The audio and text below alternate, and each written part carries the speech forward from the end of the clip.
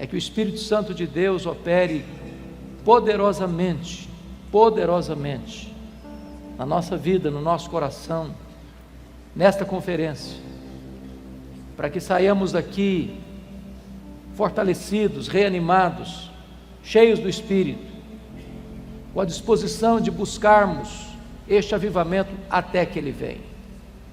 Eu quero partilhar com você o texto que está em Apocalipse, capítulo 1. Eu peço que você abra comigo, versos 9 a 13.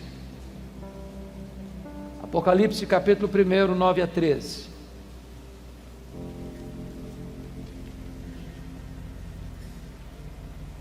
Está escrito: eu, João, irmão vosso, e companheiro na tribulação, no reino e na perseverança. Em Jesus achei-me na ilha chamada Patmos por causa da palavra de Deus e do testemunho de Jesus. Achei-me em espírito no dia do Senhor, e ouvi por detrás de mim grande voz, como de trombeta, dizendo: o que vês, escreve em livro e manda às 7 igrejas: Éfeso, Esmirna, Pérgamo, Tiatira, Sardes, Filadélfia e Laodiceia.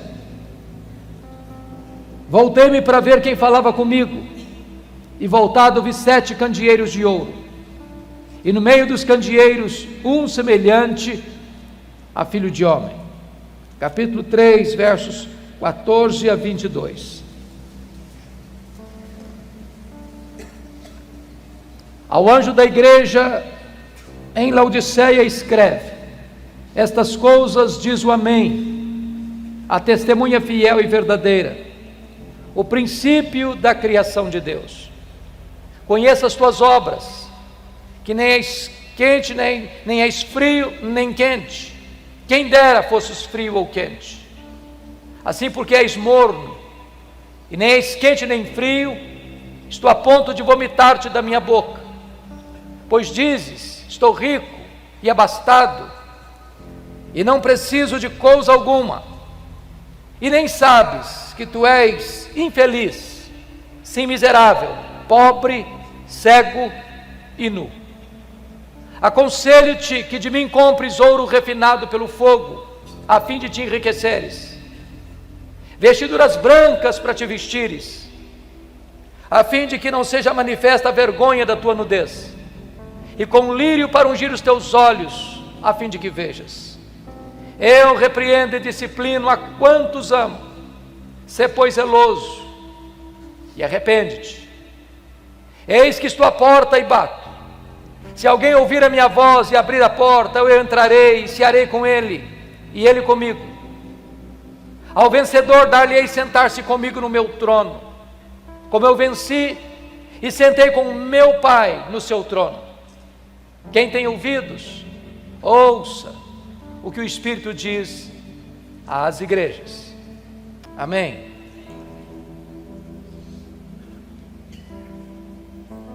Irmãos queridos, os anos mais sombrios da perseguição à igreja haviam chegado, desde que Nero, com 17 anos de idade, tornou-se imperador de Roma. Nero era um homem louco, era um homem devasso, era um homem violento, mandou matar a sua própria mãe.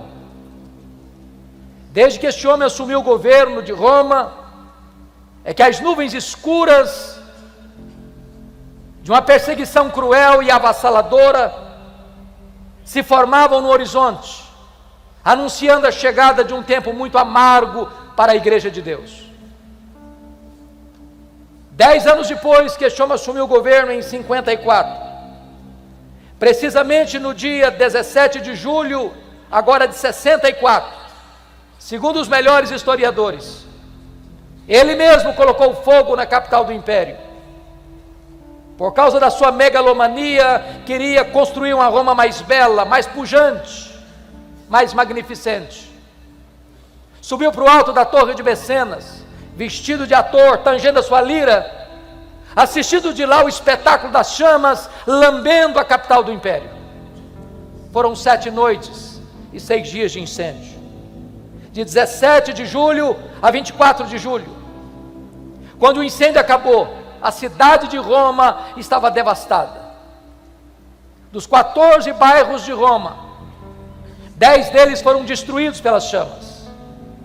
Os 4 bairros restantes, densamente povoados por judeus e cristãos, dão a Nero um álibi para botar a culpa do incêndio de Roma nos cristãos. E começa então uma brutal e sangrenta perseguição contra a igreja. Os historiadores afirmam que faltou madeira para se construir cruz, tamanha quantidade de crentes que foram crucificados em Roma. Uma verdadeira chacina, um verdadeiro banho de sangue. 2 anos depois, ano 66, explode uma rebelião dos judeus em Cesareia Marítima, porque uma sinagoga fora profanada e os zelotes, que nunca foram favoráveis ao governo de Roma em Israel, rebelaram-se contra Roma.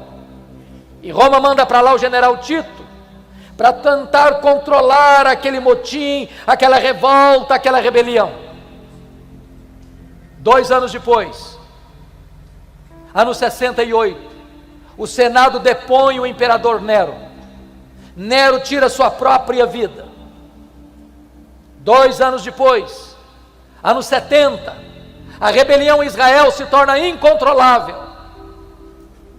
Então o general Tito cerca a cidade de Jerusalém. Ninguém pode entrar, ninguém pode sair. Quando todas as possibilidades de resistência haviam acabado, Tito invade Jerusalém, destrói Jerusalém, arrasa o templo de Jerusalém, não fica pedra sobre pedra, passa milhares ao fio da espada, e promove aquilo que nós chamamos de a maior diáspora, a maior dispersão dos judeus de todos os tempos, desde o ano 70 a 14 de maio de 1948, quando Israel retorna ao seu território.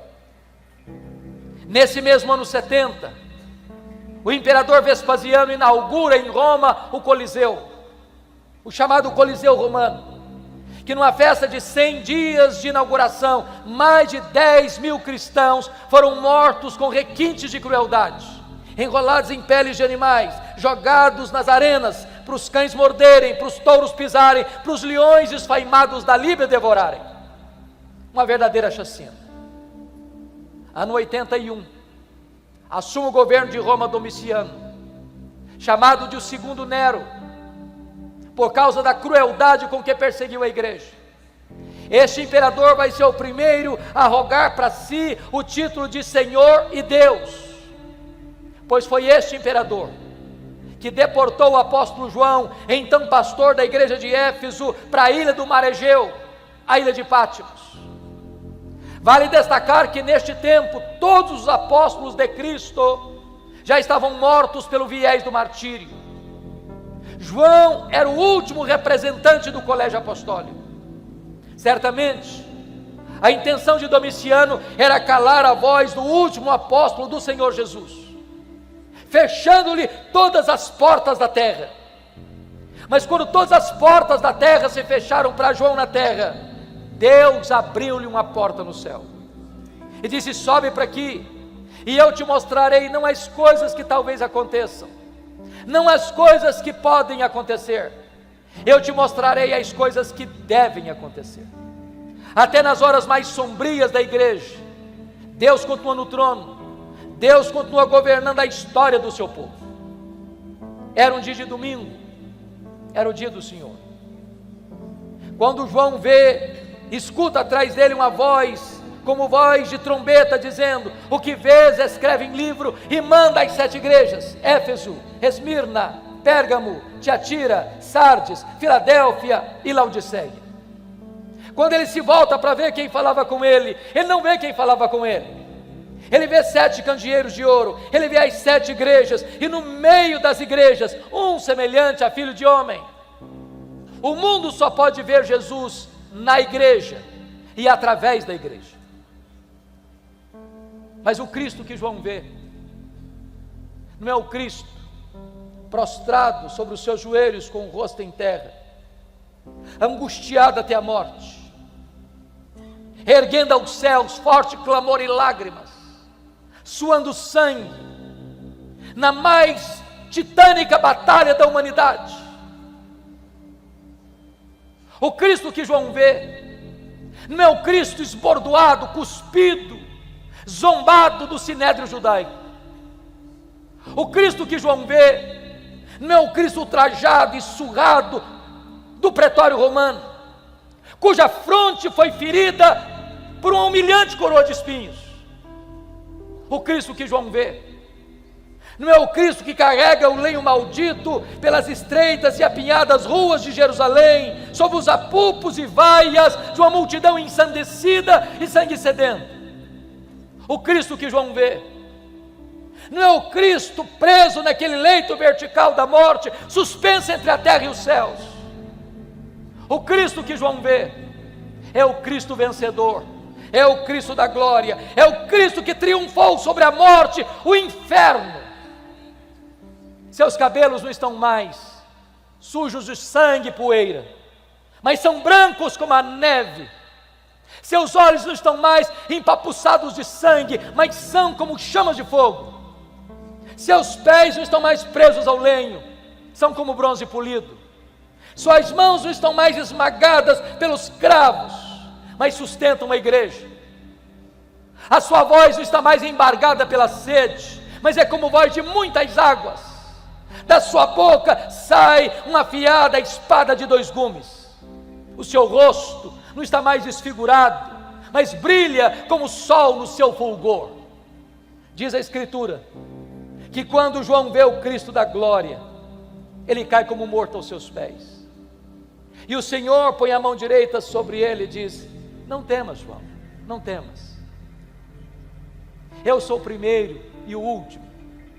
Eis que eu estive morto, mas estou vivo pelos séculos dos séculos e tenho as chaves da morte e do inferno.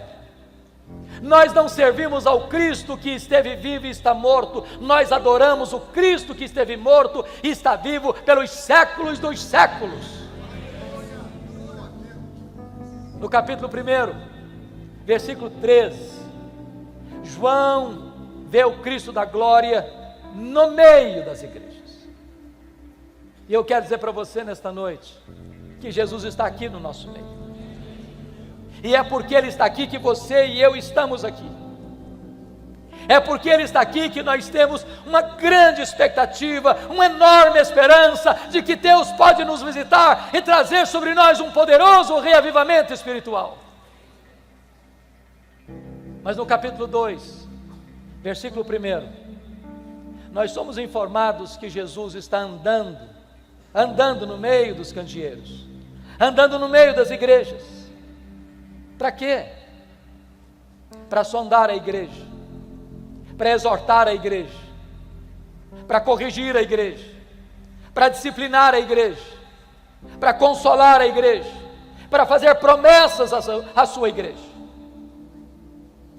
E eu estou certo de que Jesus está aqui, sondando-nos, corrigindo-nos, disciplinando-nos, exortando-nos, consolando-nos, fazendo-nos promessas. E na medida que Jesus vai caminhando entre as igrejas, há um estribilho que se repete em todas as cartas. E o estribilho é este: eu conheço, eu conheço,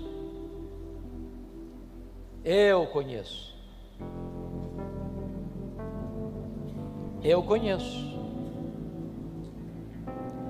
eu conheço, eu conheço, eu conheço. Para 5 destas 7 igrejas, Jesus vai usar a mesma expressão para a igreja de Éfeso, Tiatira, Sardes, Filadélfia e Laodiceia. Ele diz assim: eu conheço as tuas obras. Aquilo que o seu pai não sabe, eu sei. Aquilo que a sua mãe não sabe, eu sei. Aquilo que a sua mulher não sabe, eu sei. Aquilo que o seu marido não sabe, eu sei. Aquilo que o seu pastor não sabe, eu sei. Aquilo que a lei não sabe, eu sei.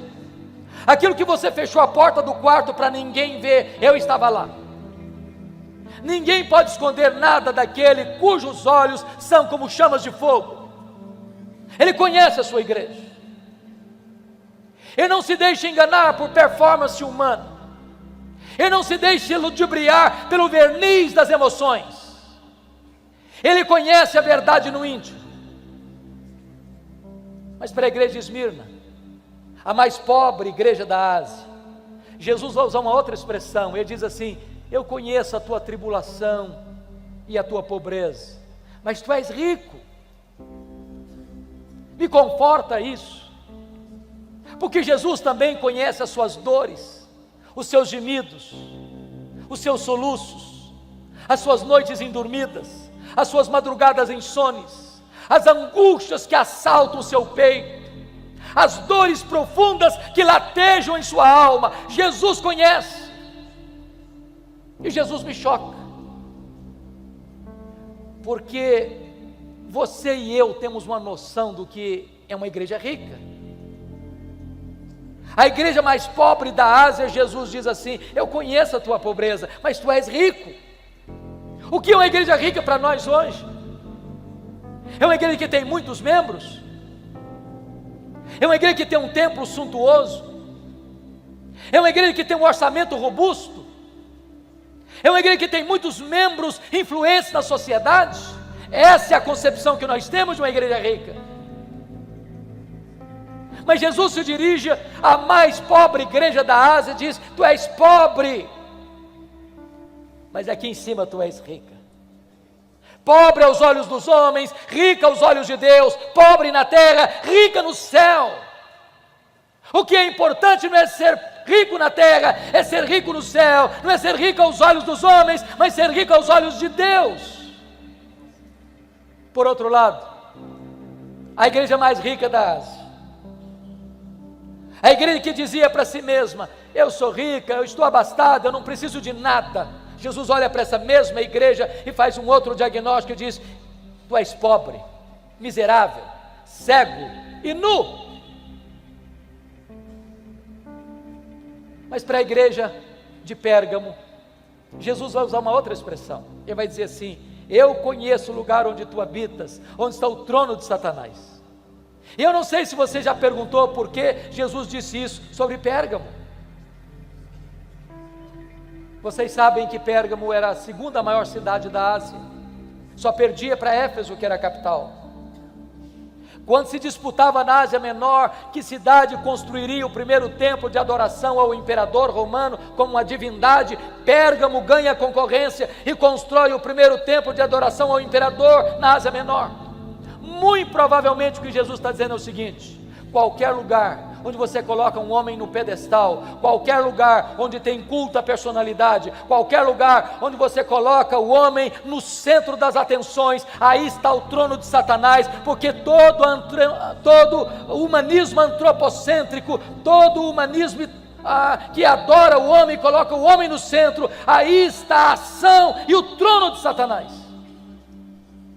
Porque Deus não divide a sua glória com ninguém. Mas muito provavelmente, em segundo lugar, Jesus disse isso sobre Pérgamo, porque Pérgamo era a sede do culto a Esculápio. Lá ficava o templo de Esculápio. E Esculápio era conhecido como Deus da cura. E o símbolo deste Deus pagão era uma serpente. É por isso que até hoje, quando você vai ao seu médico, você vai ver bordado no jaleco branco de seu médico uma serpente. Isso vem de Pérgamo, isso vem de Esculápio, isso vem do Deus da cura. Muito provavelmente o que Jesus está dizendo é o seguinte: qualquer lugar onde uma pessoa venera uma imagem criada e forjada pela mente, pelas mãos humanas, aí está o trono de Satanás. Porque o ídolo é nada, ele é gesso, ele é mármore, ele é pedra, ele é prata, ele é ouro. Ele tem boca e ele não fala, ele tem pés e ele não anda, ele tem mãos e ele não apalpa, ele tem olhos e ele não enxerga, mas por trás do ídolo estão os demônios. que é magnífico é que onde Satanás tem um trono, ali Jesus planta uma igreja para adorar e servir o Rei dos Reis e o Senhor dos Senhores. Jesus está andando no meio das igrejas, e Ele está andando entre nós nessa noite. E na medida que Jesus vai caminhando entre as igrejas, Ele tem elogios a fazer, Ele tem censuras a fazer. Para 2 igrejas, apenas elogios, nenhuma censura. Para quais igrejas? Para Esmirna, a mais pobre. Para Filadélfia, a mais fraca. Jesus se dirige à igreja de Filadélfia dizendo: eu conheço as tuas obras, tu tens pouca força, mas eu coloquei diante de ti uma porta aberta, e a porta que eu abro, ninguém fecha, e a porta que eu fecho, ninguém abre. O que é importante não é ser forte na terra, o que é importante é ser fiel ao Deus Todo-Poderoso. Mas para 4 igrejas, Jesus vai fazer elogios e censuras. Por exemplo, Jesus elogia a igreja de Éfeso pela sua firmeza teológica, pela sua fidelidade doutrinária, pelo seu zelo pela sã doutrina. Uma igreja que não suportava os falsos apóstolos, uma igreja que não tolerava as obras dos nicolaítas, uma igreja que não transigia com a verdade, uma igreja que não aceitava abrir as portas para a heresia, para os falsos ensinos. Jesus elogia aquela igreja pelo seu zelo pela verdade. Com isso, Jesus está nos ensinando que uma igreja jamais pode agradá-lo se essa igreja não é fiel às Escrituras, se essa igreja não é zelosa pela verdade, se essa igreja não tem compromisso inarredável com a sã doutrina. Você e eu não temos o direito de mudar a mensagem e torná-la mais palatável para agradar a freguesia. A palavra de Deus deve ser pregada com integridade, com fidelidade, porque o papel da igreja não é ser popular, é ser fiel. Jesus, entretanto, se dirige a esta igreja dizendo: tenho, porém, contra ti uma coisa, é que tu abandonaste o teu primeiro amor.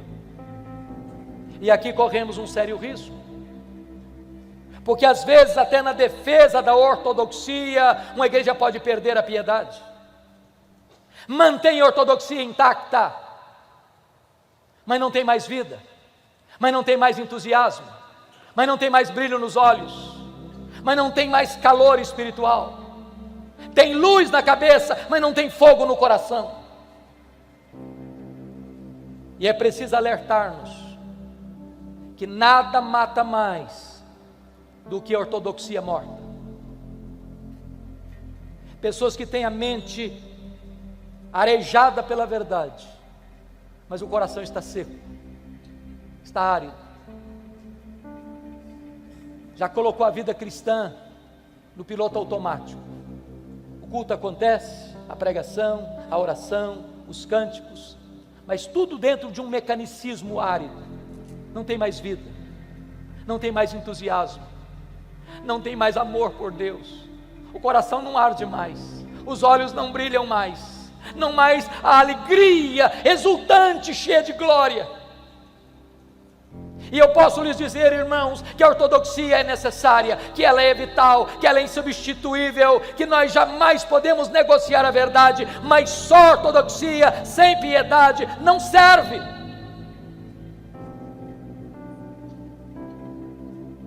Jesus se dirige à igreja de Tiatira, e ele elogia aquela igreja, porque agora quando escreve, esta igreja tem mais fé, mais obras e mais amor do que lá atrás quando ela começara. Mas Jesus diz assim: eu tenho uma coisa contra ti, é que tu toleras esta falsa profetisa Jezabel, que induz o meu povo à prostituição. Notem isso. Éfeso tinha doutrina, mas não tinha amor. Tiatira tinha amor, mas não tinha doutrina. Da mesma maneira que uma igreja ortodoxa sem vida piedosa não agrada a Deus, também uma igreja que tem comunhão e tem amor, mas não tem essa doutrina, não agrada a Deus. Nós não podemos divorciar o que Deus casou, nós não podemos separar o que Deus uniu: teologia e ética, doutrina e vida, credo e conduta.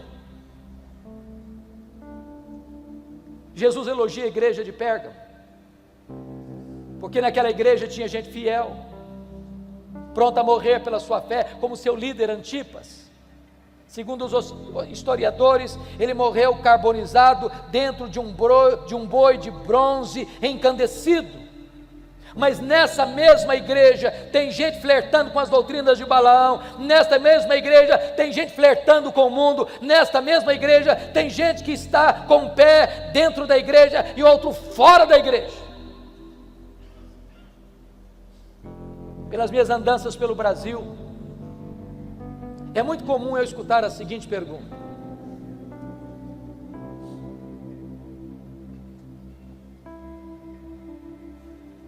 a avaliação que o senhor faz da igreja evangélica brasileira, sabendo que eu sou um pastor presbiteriano, às vezes me pergunto assim: qual a avaliação que o senhor faz da igreja presbiteriana do Brasil?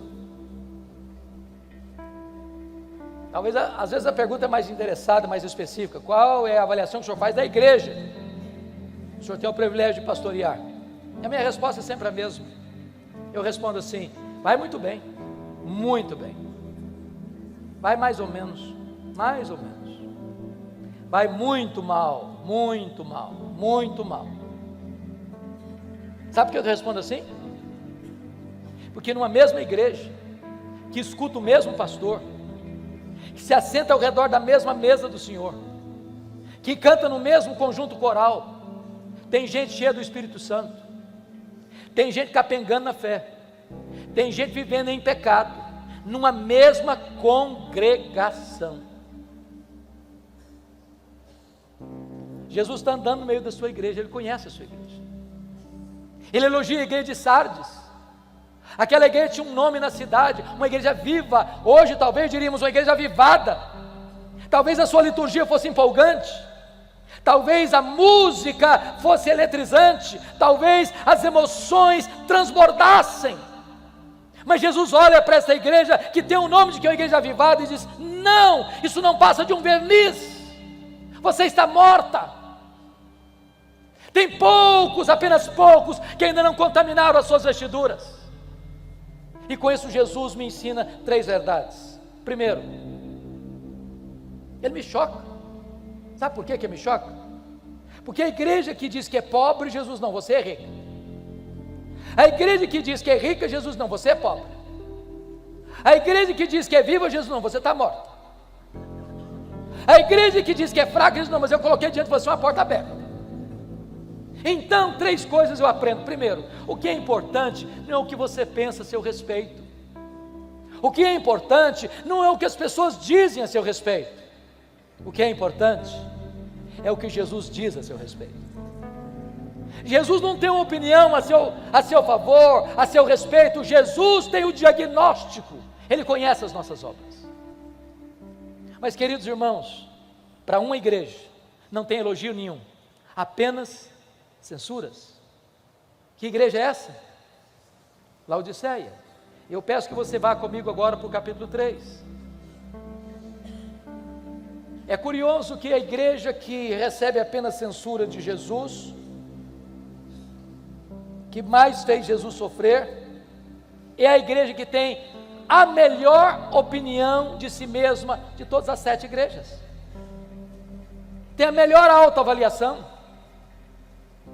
Essa igreja se olhava no espelho e dizia assim: estou bem na fita. Ela aplaudia a si mesma. Ela formava um grande coro diante do espelho para cantar o hino: quão grande és tu.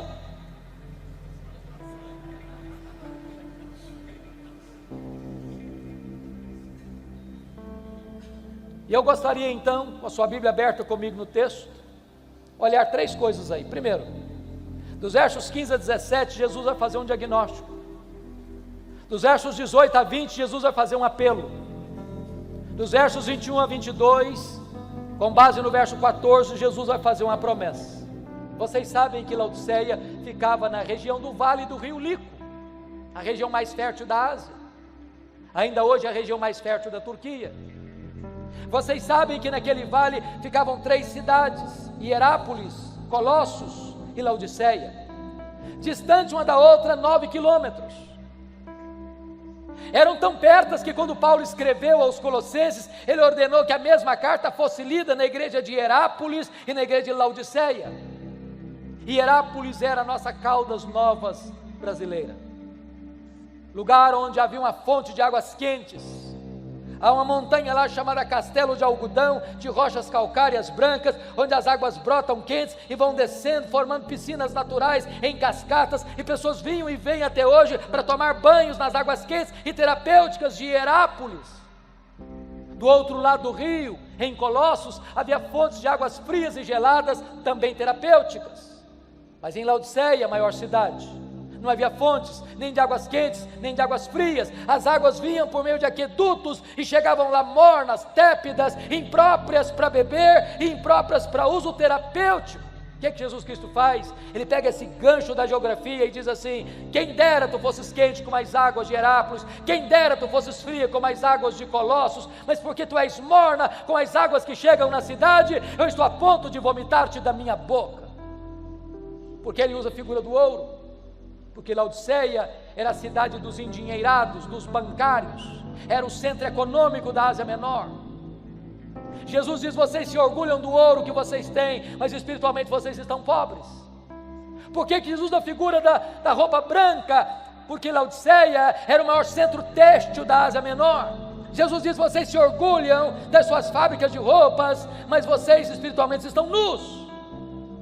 Porque Jesus usa a figura do colírio? Porque Laodiceia era o maior centro médico, sobretudo oftalmológico, da Ásia Menor. Havia lá um remédio que produzia o pó frígio, de que fazia o colírio, famoso no mundo inteiro. E Jesus diz: vocês se orgulham das suas clínicas de olhos, mas espiritualmente vocês estão cegos. Sabe o que Jesus está fazendo? Um diagnóstico. Mas sabe o que é que me choca? Não é o que Jesus vê na igreja, é o que ele não vê. Nós diríamos hoje que a igreja de Laodiceia era uma igreja ortodoxa, mas não obstante, está provocando náuseas no Filho de Deus. Olhe as igrejas, e vocês não verão nenhuma denúncia de Jesus de problemas morais. Havia problema moral em Pérgamo, havia problema moral em Tiatira, havia problema moral em Sardes. Não há escândalos na igreja de Laodiceia, não há denúncia de pecados escandalosos, nem interno, nem provocando escândalos fora dos portões. Diríamos hoje que Laodiceia era uma igreja ética, mas estava provocando náuseas no Filho de Deus. Olha para as cartas, e vocês não verão nenhuma denúncia de Jesus de pobreza naquela igreja. Havia pobreza em Esmirna, havia pobreza em Filadélfia. A igreja de Laodiceia é rica, é próspera. Eu acho que os teólogos da prosperidade não fariam sucesso lá. Mas não obstante, essa igreja está provocando náuseas em Jesus. Olha as cartas e vocês verão que não há denúncia de Jesus de perseguição, nem política e nem religiosa em Éfeso, na cidade de Laodiceia. Havia perseguição religiosa em Éfeso, havia perseguição política em Pérgamo. Essa igreja está em paz, mas está provocando náuseas no Filho de Deus. Irmãos queridos, eu quero crer que as igrejas aqui representadas, graças a Deus, são igrejas que zelam pela sã doutrina. Eu quero crer que as igrejas aqui representadas zelam pela ética. Eu quero crer que as igrejas aqui representadas são igrejas prósperas. Eu quero crer que as igrejas aqui representadas vivem em paz. Eu quero dizer que a ortodoxia é uma bênção. Eu quero dizer que o zelo pela ética é uma bênção. Eu quero dizer que a prosperidade que vem de Deus é uma bênção. Eu quero dizer que a paz é uma bênção. Mas mesmo a igreja ortodoxa, ética, que está vivendo prosperamente e em paz, ela pode estar provocando náuseas no Filho de Deus. Então resta-nos uma pergunta: o que é que Jesus viu na igreja de Laodiceia que deu náuseas nele? Só uma coisa, irmãos: falta de fervor espiritual, apatia, mornidão, falta de entusiasmo, falta de vibração, falta de brilho nos olhos, falta de fogo no coração, falta de zelo pelas coisas de Deus. É colocar a vida cristã no piloto automático, é permitir que um mecanicismo árido domine a igreja. E eu tenho rodado este país de norte a sul, de leste a oeste, tenho pregado em mais de 1000 igrejas das mais diversas denominações do nosso país, e eu não tenho dúvidas, irmãos, de que o problema da igreja evangélica brasileira é falta de fervor espiritual. E eu não estou falando de emoções.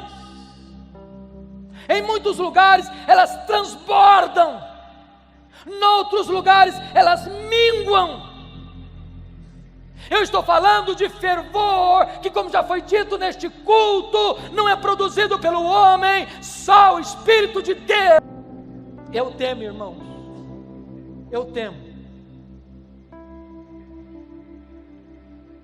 que haja uma onda de secularização avançando galopantemente para dentro das igrejas evangélicas deste país. O índice de divórcio dentro das igrejas cristãs hoje é quase o mesmo fora das igrejas.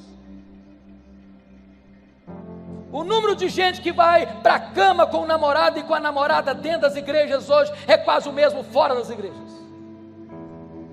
A quantidade de crente desonesto, mentiroso, que dá cheque sem fundo e não tem compromisso com a ética dentro das igrejas hoje é quase o mesmo fora das igrejas.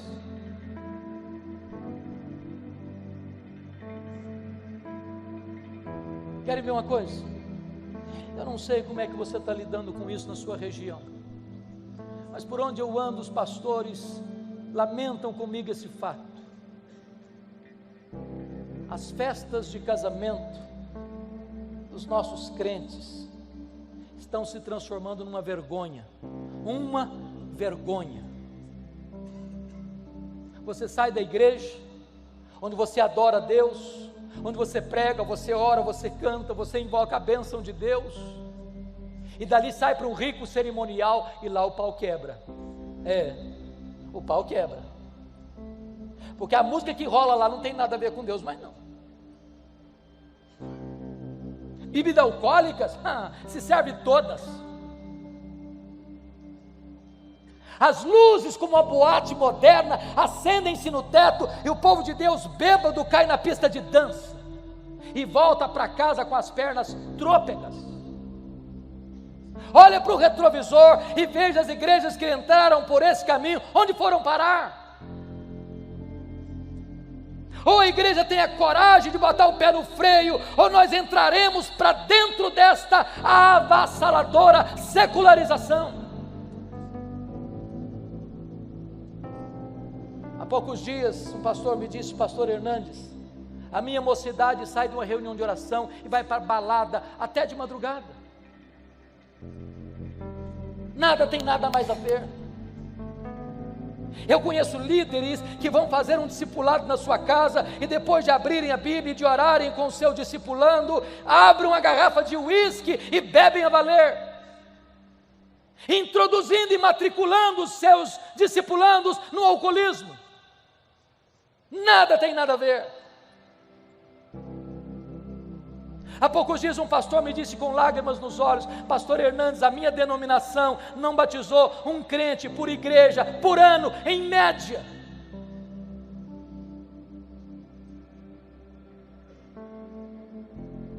Meus amados irmãos, eu estive agora retornando essa semana passada de uma viagem a Israel e Europa. Nós estávamos na Holanda. E a pessoa que nos acompanhava, dando um relatório da situação da Holanda, disse: até 1960, a Holanda era um país protestante, onde os crentes lotavam as igrejas. Hoje, os templos estão lá, vazios, apenas com museus, para você tirar uma fotografia. Numa única geração, a igreja se perdeu. Numa única geração. Eu estive agora em Edimburgo, na Escócia, Lá tem um templo belíssimo, na praça principal da grande fortaleza. Eu entrei para ver. O templo era cristão, evangélico, mas lá dentro tinha um bar. O templo transformado num bar. Eu só pude chorar em ver aquela cena.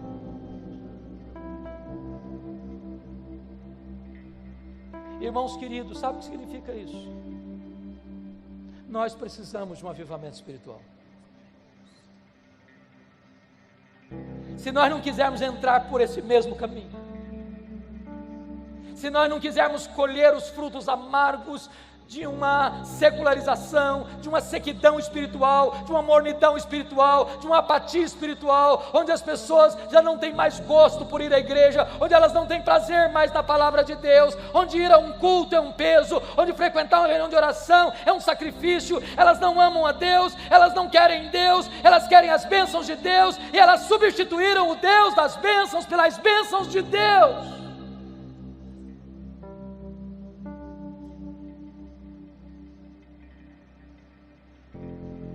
Depois que Jesus Cristo faz esse diagnóstico, Ele vai fazer um apelo.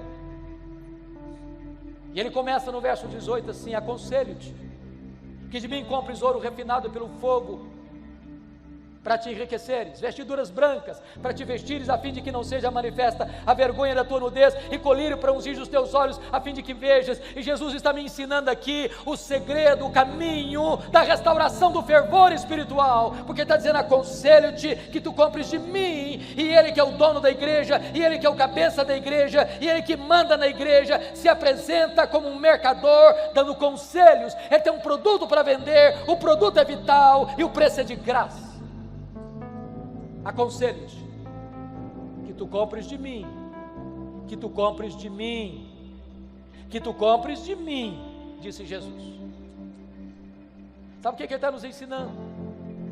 Há muitas pessoas que, percebendo falta de fervor, foram buscar fervor em fontes rotas, em doutrinas falsas, em experiências heterodoxas, e se perderam nos labirintos do misticismo. Nós não precisamos recorrer às últimas novidades do mercado da fé para buscarmos fervor, para buscarmos avivamento, queridos. Nós precisamos nos voltar para Jesus. É só Ele que pode aquecer o nosso coração, é só Ele que pode inflamar a nossa alma, é só Ele que pode derramar sobre nós poderosamente do seu Espírito. Porque quando os nossos olhos se abrem para contemplar a beleza do nosso grande Deus e Salvador Jesus Cristo, o nosso coração aquece. E quando os nossos olhos se abrem e o coração aquece, os pés se apressam. E quando os olhos se abrem e o coração aquece e os pés se apressam, os lábios se abrem para dizer que Ele está vivo e que Ele é a razão da nossa vida. Quando chega o verso 19, Jesus tem uma declaração a fazer e tem uma ordem a dar. E a declaração é esta: eu repreendo e disciplino a quantos amo. E a ordem é: arrepende-te. Irmãos, eu reconheço que Jesus pegou extremamente pesado com a igreja de Laodiceia, usando uma linguagem dura, cáustica, náusea, vômito, desconforto. Nada provoca tanto desconforto em Jesus do que uma igreja apática, morna, árida. Mas sabe por que ele pegou pesado com essa igreja? Sabe por que Jesus pega pesado com você e comigo? Porque Ele está dizendo o seguinte: eu não desisto de você, eu não abro mão da sua vida. Eu não posso aceitar que você viva uma vida árida, morna, apática. Eu não fui à cruz, eu não morri, ressuscitei, voltei aos céus e derramei o Espírito Santo para produzir uma igreja apática. Então Jesus dá uma ordem: sê, pois, zeloso e arrepende-te, muda a tua vida, muda a tua conduta. Quando chega no verso 20, Jesus docemente se apresenta e diz: eis que estou à porta e bato. Se alguém ouvir a voz e abrir a porta, eu entrarei e cearei com ele e ele comigo. Que Jesus nos convide a cear com ele é um milagre, mas que ele queira cear conosco é graça. A única maneira de o coração aquecer é estarmos a sós com Jesus, aos pés de Jesus, na intimidade de Jesus. Depois que ele faz este apelo, ele vai fazer a promessa. No verso 14 ele diz por que ele tem competência e autoridade para fazer essa promessa, porque se apresenta assim: estas coisas diz o Amém. Ele é a última palavra de Deus para você e para mim. Se nós não ouvirmos a voz dele, não há mais esperança para a nossa alma. Essas coisas diz a testemunha fiel e verdadeira. Ele é a testemunha fiel e verdadeira, porque ele promete, ele cumpre o que promete, e quando ele faz, ninguém pode impedir a sua mão de fazê-lo. E ele é o princípio da criação de Deus, porque todas as coisas foram criadas por ele, e sem ele nada do que foi feito se fez. E se ele chamou à existência as coisas que não existiam, ele é poderoso para restaurar o fervor espiritual no nosso coração nesta noite. A promessa é essa, está no verso 21. Ao vencedor dar-lhe-ei sentar-se comigo no meu trono, como eu venci e sentei com meu Pai no seu trono. Para uma igreja que valorizava o glamour do mundo, a riqueza do mundo, as glórias do mundo, Jesus diz: eu tenho coisa melhor para vocês, eu tenho o trono. E Jesus faz uma transição maravilhosa da intimidade da mesa para a publicidade do trono. Quem se assentará com ele publicamente no trono? Exatamente quem assentou-se com ele intimamente à mesa. Por isso ele termina dizendo: quem tem ouvidos, ouça o que o Espírito diz às igrejas. No ano 2011, irmãos, eu fui visitar essas 7 igrejas. E eu confesso para vocês que na medida que eu caminhava e meditava sobre esse assunto, muitas vezes as lágrimas vieram aos meus olhos, porque essas 7 igrejas estão literalmente mortas. Literalmente mortas. O que você vê são escombros, pedras reviradas, uma vaga ideia de uma igreja que existiu no passado. Mas nessa mesma região, hoje, não tem sequer 1% de crentes. Sabe por que essas igrejas morreram? Porque elas não ouviram o que o Espírito Santo disse a elas. Olha para a Europa, o velho continente, o berço do protestantismo, onde aconteceu a reforma, onde aconteceu o movimento dos puritanos, onde aconteceu o movimento dos morávios, onde aconteceu o movimento pietista, onde aconteceram as missões modernas, onde aconteceram grandes reavivamentos espirituais. A Europa hoje é conhecido como um continente pós-cristão. Você vai a Genebra, onde já foi uma maquete viva do reino de Deus, parece que não há mais vestígio de vida cristã autêntica naquele país. Estive pregando na Inglaterra o ano passado, e um pastor com lágrimas nos olhos me disse assim: pastor Hernandes, a Inglaterra não é mais o país de John Wesley, a Inglaterra não é mais o país de George Whitefield, a Inglaterra não é mais o país de William Carey, a Inglaterra não é mais o país de William Wilberforce, a Inglaterra não é mais o país de John Charles Ryle, a Inglaterra não é mais o país de Charles Haddon Spurgeon, a Inglaterra não é mais o país de Mark Lloyd Jones, a Inglaterra não é mais o país de John Stott, a Inglaterra hoje é o país de Richard Dawkins, o patrono dos ateus. Os nossos templos estão sendo vendidos e transformados em museus, em boates, em mesquitas muçulmanas. Sabem por que as igrejas estão morrendo na Europa? É porque elas não estão ouvindo o que o Espírito Santo diz a elas.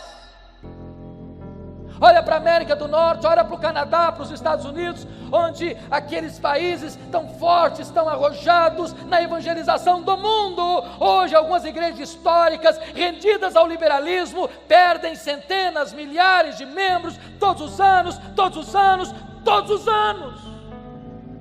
Enormes igrejas vazias, seminários que formaram teólogos, missionários, pastores para abençoarem o mundo, tomados de assalto pelos liberais, produzem morte.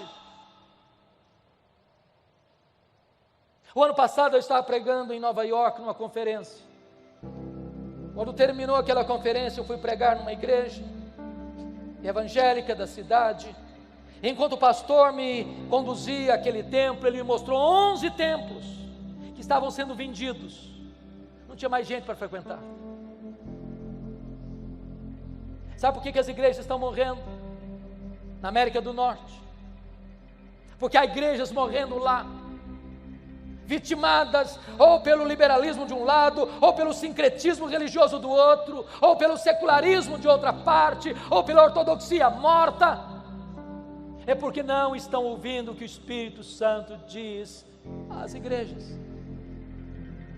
Olha para o Brasil, irmãos, onde nós já temos sinais de denominações inteiras se rendendo ao liberalismo, onde pastores já não acreditam mais que a Bíblia é a palavra de Deus, infalível, inerrante e suficiente. Igrejas que, em vez de avançarem contra as portas do inferno, já estão dando marcha ré e perdendo membros ano após ano. Olha para o Brasil e você vai ver mega templos lotados e lotados de multidões e multidões, mas aí não tem evangelho, não se prega sobre a graça, não se prega sobre a cruz, não se prega sobre o novo nascimento, não se prega sobre a justificação pela fé, não se prega sobre a santificação, não se prega sobre o Espírito Santo, não se prega sobre as bem-aventuranças eternas, não se prega sobre a condenação eterna. Não tem evangelho, e onde não tem palavra de Deus, não tem o Deus da palavra. Olha para o Brasil e você vai ver denominações históricas que, embora mantenham a ortodoxia, mas muitas delas já perderam o fervor, já perderam o entusiasmo, já estão secas, já estão áridas, já estão mornas, já estão apáticas, precisando de um sopro de vida. Oh, irmãos, nós precisamos de um avivamento espiritual, nós precisamos de um sopro do céu. Nós precisamos do vento impetuoso do Espírito para soprar as cinzas, para reacender as brasas, para levantar um fogo santo que queima, que limpa, que purifica e que alastra em nome de Jesus.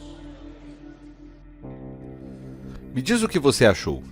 Você concorda com a abordagem dada pelo reverendo Hernandes Dias Lopes? O que você acha? Diz aí nos comentários. Você tem alguma opinião diferente, alguma sugestão? Compartilha com a gente. E se você chegou até aqui, eu sei que é porque você gostou do vídeo, então deixa aí o seu like, se inscreva no canal caso não seja inscrito e ative as notificações. Que Deus abençoe muito a sua vida. Até breve.